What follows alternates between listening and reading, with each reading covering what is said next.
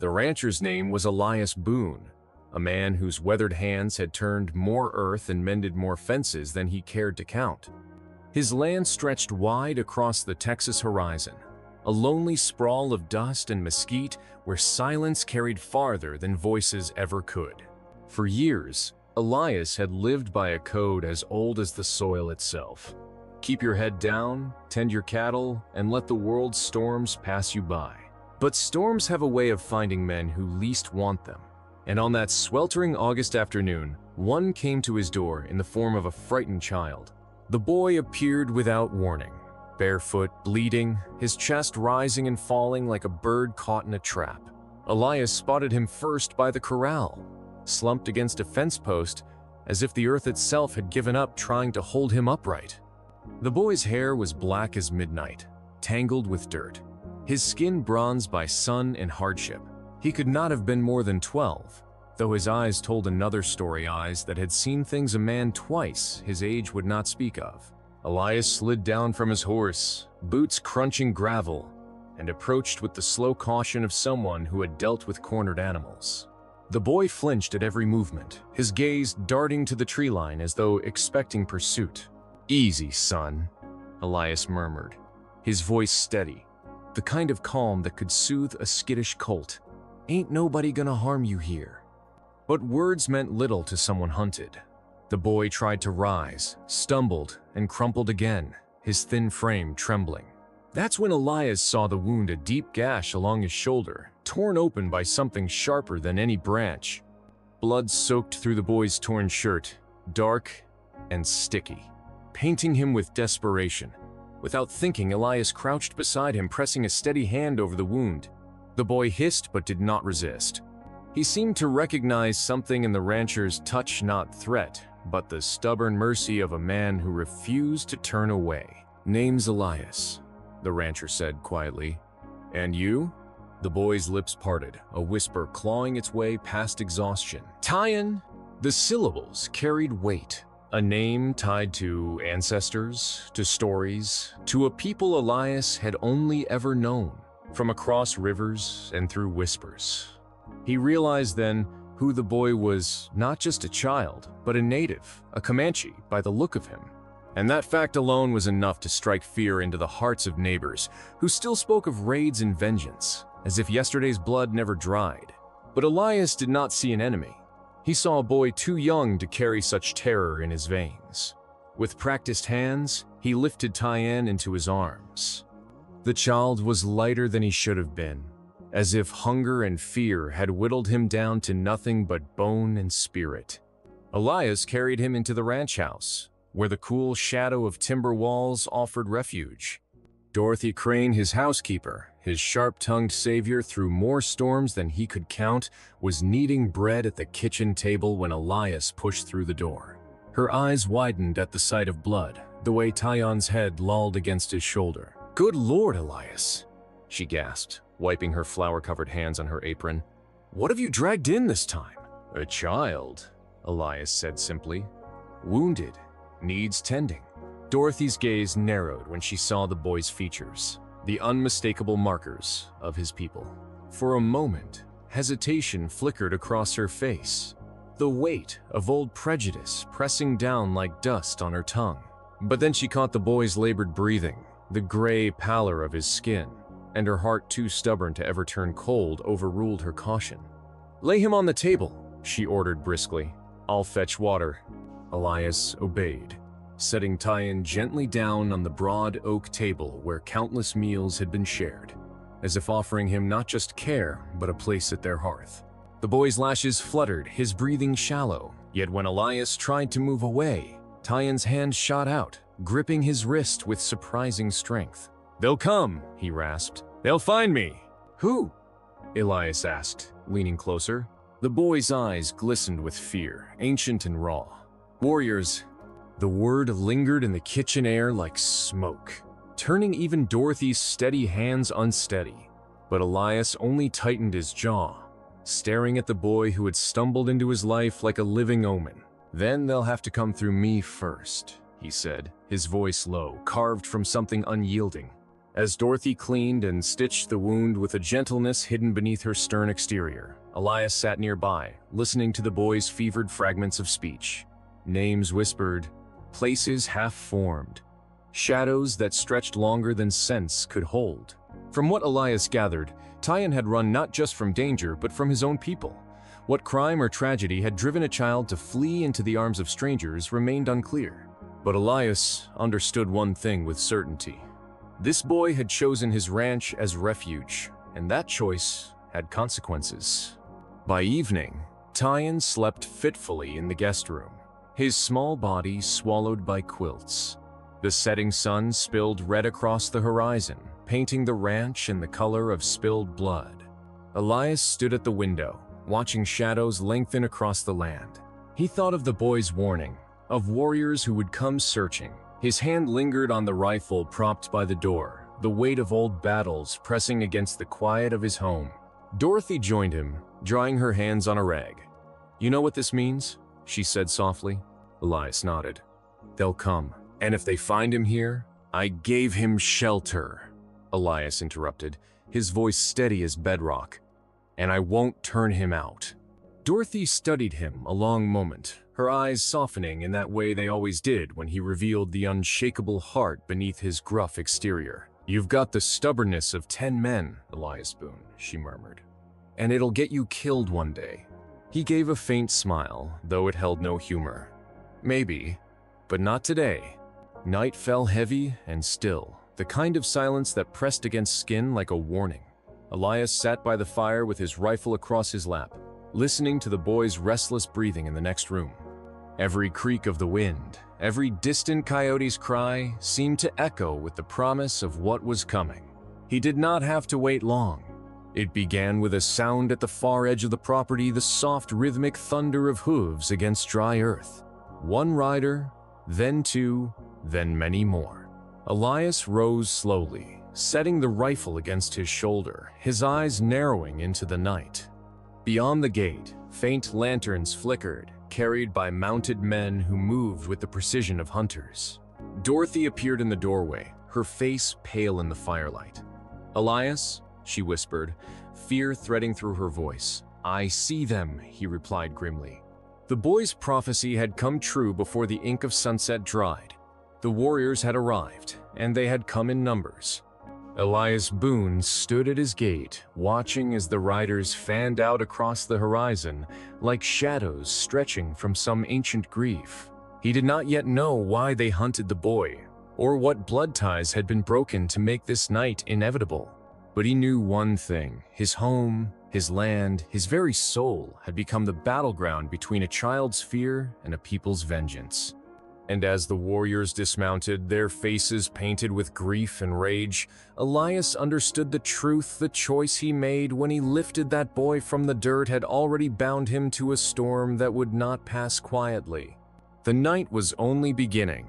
The horses stamped and snorted in the night air, their breath fogging in the cool darkness.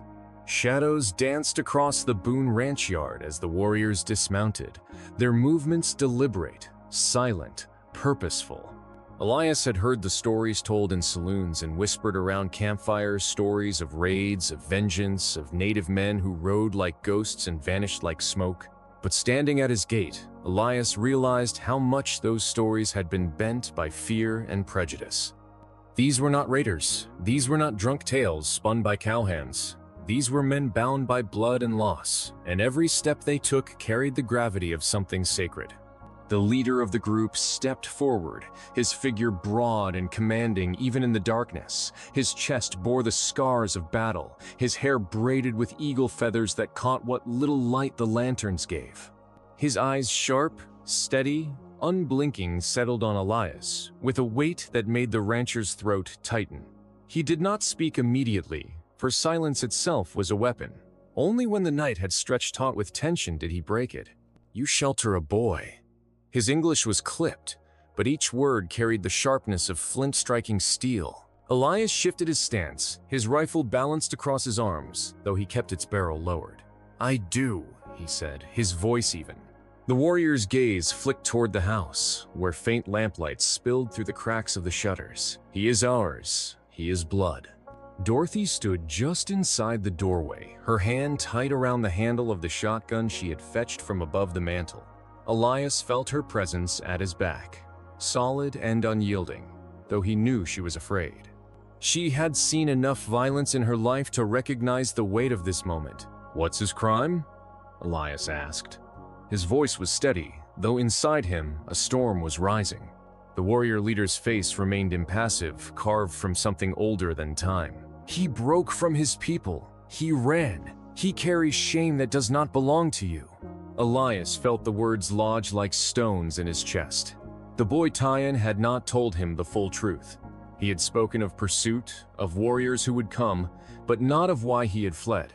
Still, the boy's terror had been real, his wounds unfeigned. Elias thought of that frail hand clutching his wrist, of the whispered plea that carried more desperation than most grown men ever dared show. And he knew then, with a certainty that defied logic, that turning him over would not be justice. It would be a sentence. "I won't hand him over," Elias said quietly. The silence that followed was suffocating. The warriors shifted, their weapons bows, lances, rifles, catching the faint glow of lantern fire. The leader's eyes darkened, and for the first time his voice carried heat. "You would stand between a father and his son?" The words struck Elias like a hammer. "His father?" The leader stepped closer, the ground crunching beneath his boots. "Tyan is blood of my blood. He fled because he does not yet understand, but he belongs to his people, not to you, not to this place of dust and fences." Elias's grip on his rifle tightened. The boy had called himself hunted. He had spoken of warriors as though they were executioners. And yet, here was a man claiming kinship, claiming not revenge, but restoration. It did not fit neatly together, and Elias's gut twisted with the weight of uncertainty. Dorothy's voice broke the silence, sharp and unwavering. "You ride onto this land in the dead of night, with weapons bared, and speak of belonging? That boy was half dead when he stumbled to our gate. If you are his kin, you've got a strange way of showing care." The leader's gaze shifted to her, unreadable.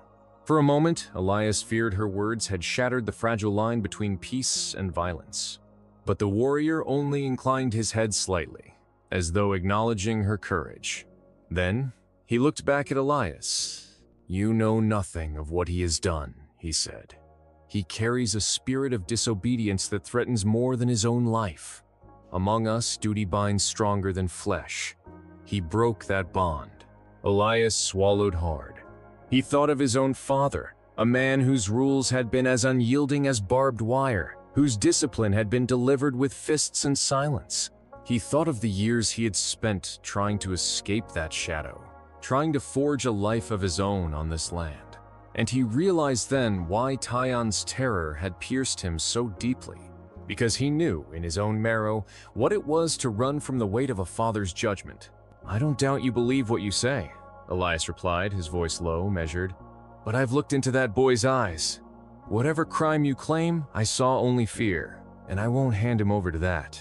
The leader's expression hardened, and the men behind him shifted uneasily. The air bristled with the possibility of violence, the kind of violence that did not end cleanly, but in blood smeared across dust and timber. Before another word could be spoken, the door behind Elias creaked open. Small footsteps padded across the wooden porch. Tyan stood there, pale and trembling in the lantern glow, one hand pressed to his bandaged shoulder. His eyes darted between Elias and the warriors, locking finally on the man who stood at their head. "Father," he whispered. The word cracked like thunder in Elias's chest. The leader's stern mask faltered, if only for a moment. His jaw clenched, his nostrils flared, but his eyes burned with something more complex than rage. "You shame me, Tyan," he said, his voice low, trembling beneath its hardness. "You bring dishonor by fleeing, by hiding behind strangers." The boy's face crumpled. Tears welled in his eyes, but he stood firm, his thin frame trembling. "I ran because I could not kill," he said, each syllable broken yet resolute. "You wanted me to take a life, a prisoner. A boy like me, I could not."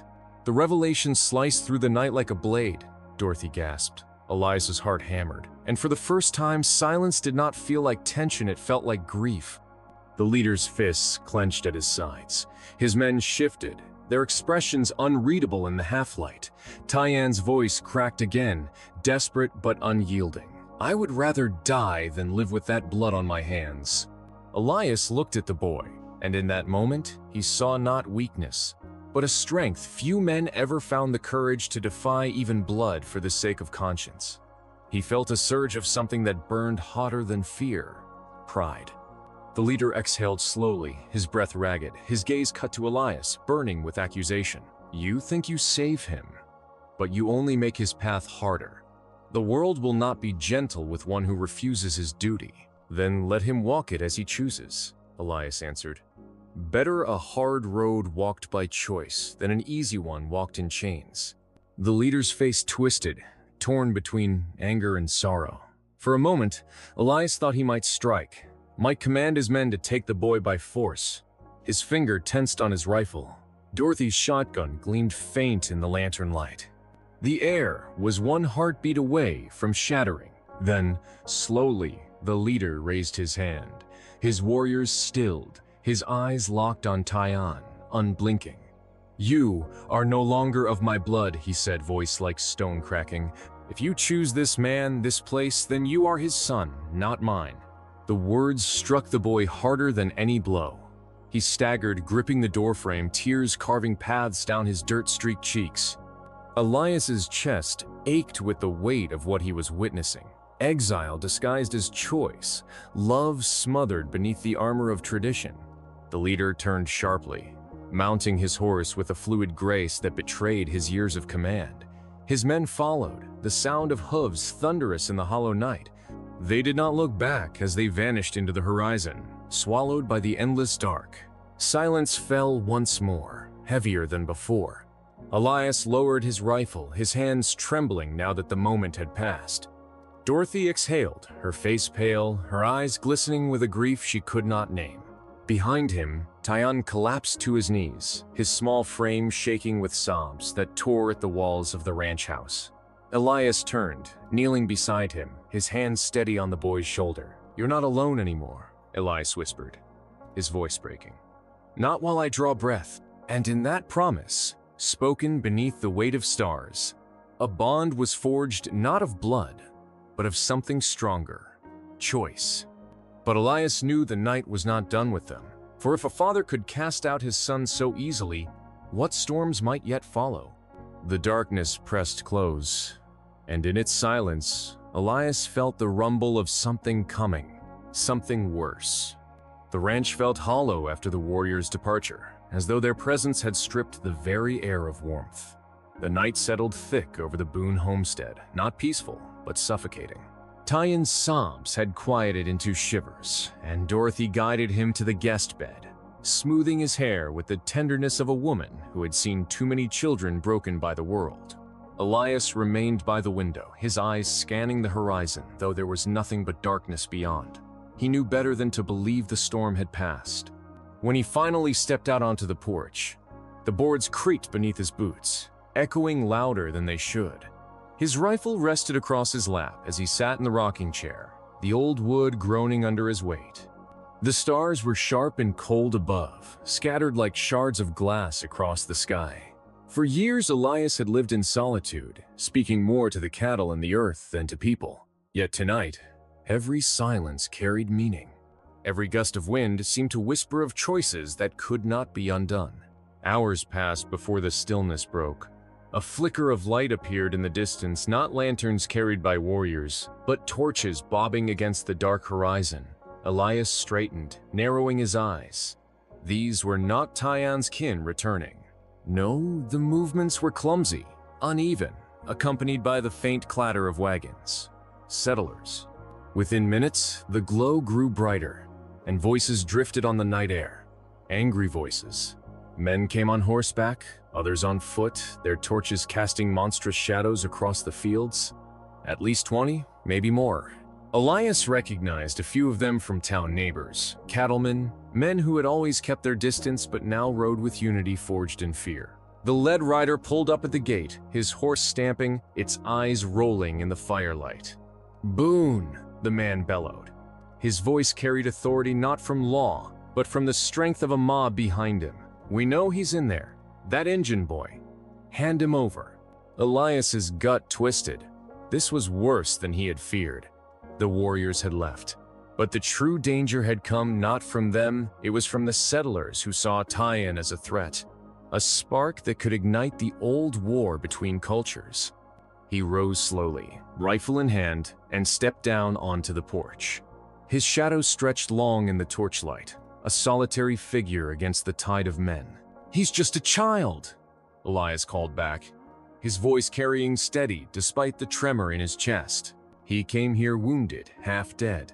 I gave him shelter, that's all." The mob roared with derision. One man spat into the dirt. Another lifted his torch high, its flame licking the night. "That's enough. You think the rest of us will sleep easy with a Comanche brat hiding in your house? You know what they've done, what they'll do again. You're bringing war to our doorsteps." Dorothy appeared beside Elias, her shotgun glinting in the firelight. "Gentlemen," she said firmly, her tone calm yet unwavering. "You ride out here in the middle of the night to confront a boy? If this is what you call courage, then I urge you to reflect upon yourselves." A murmur ran through the gathering, some shifting uneasily, but the leader pressed on, his voice steady and commanding. "This is not about pride, woman. It is about survival. If we give him up, perhaps we avoid conflict. Keep him here, and you endanger us all." Elias stepped forward, his boots pressing against the gravel. The rifle was steady in his hands, though he prayed he would not need to raise it. "I will not hand him over," he said, his voice resolute. "Not to you, not to anyone. You will ride back the way you came." The silence that followed was tense, ready to break. Torches flickered in the night air, and men's hands rested near their holsters. The leader's expression hardened, his words deliberate. "Then you have chosen your side, Boone, and may Providence judge you when the day of reckoning arrives." With that, he wheeled his horse around. The others followed, their torches flaring as they vanished into the darkness. Yet Elias knew this was not an end, only a warning. Inside, Tyan sat by the fire, his eyes wide with unease. Elias crouched beside him, speaking with calm assurance. "They will return," the boy whispered. "They will come for me." Elias placed a steady hand on his shoulder. "Then they will have to pass through me first." But even as he spoke, a heaviness pressed upon his chest. He was only one man, a rancher with a rifle and a steadfast will. Against raiders or settlers, he might endure for a time. But against both, against the tide of suspicion and history, what chance did they truly have? The next morning dawned gray, clouds heavy with the promise of rain. Elias saddled his horse, the leather creaking beneath his hands, his expression firm as stone. Dorothy stood by the porch, her arms folded, her eyes marked with concern. "You are riding to town?" she asked softly. Elias nodded. "If I am to stand against them, I must know where they stand and who directs them." She stepped closer, lowering her voice. "You will place yourself in danger, Elias Boone. And if you fall, what becomes of that boy then?" Elias tightened the reins, his jaw set. Better I take the risk than allow fear to decide his fate. He rode hard toward town, the land stretching wide and empty, the wind carrying the scent of dust and rain. In his mind, images blurred the boy's troubled eyes, a grieving father, the crowd's torches burning like judgment. He did not know what awaited him in town, but one truth guided him. He would not bow to fear. By noon, he reached the edge of the settlement. Smoke curled from chimneys, and the blacksmith's hammer rang through the air. Yet the town felt tense, as if every soul awaited word of what was to come. Elias tethered his horse and stepped into the saloon. Conversations hushed as he entered. Dozens of eyes turned toward him, some wary, others unfriendly, and a few uncertain. At the back table, the leader of the crowd sat with several men, mugs of beer before them. He rose as Elias approached, a thin smile on his lips. "Boone," he said evenly. "Come to your senses, have you? Ready to surrender the boy?" Elias's voice was low, but carried strength. "You do not truly fear that child." What you fear is the tale you have told yourselves about him. He is not the conflict you dread. He is only a boy, one who chose mercy over vengeance." The man's expression darkened, but Elias pressed on, his words carrying the weight of truth. "You want to burn my gate? Tear down my home? Fine.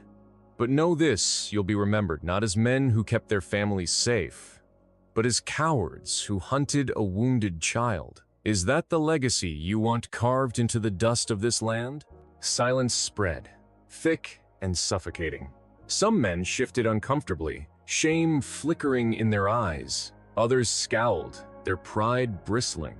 The leader clenched his jaw, but Elias saw doubt worming its way through the cracks of his certainty. For once, words had held the violence at bay. When Elias returned home, the storm clouds finally broke. Rain poured across the land, soaking the dust, washing clean the blood that had not yet been shed. Tyan stood at the porch, watching the sky with wide eyes, the water running down his cheeks like tears. Elias stepped beside him, placing a steady hand on his shoulder. "You're safe here," he said softly. "For as long as you want to be." The boy turned to him, his gaze filled with something new, not fear, but trust. And in that fragile trust, Elias found strength he had not known he still carried. The rain fell harder, drumming against the roof, baptizing the land in renewal. Perhaps tomorrow the settlers would return. Perhaps the warriors would ride again. But tonight, beneath the storm, Elias Boone stood unbroken. He had chosen his side, not of blood, not of fear, but of mercy. And sometimes, mercy is the bravest stand a man can take. If this story gripped you, if it pulled you into the dust, the fire, and the storm of choices men must make, then don't let it end here. Subscribe, share, and join us as we uncover more tales of power, shame, and the fragile lines between mercy and violence.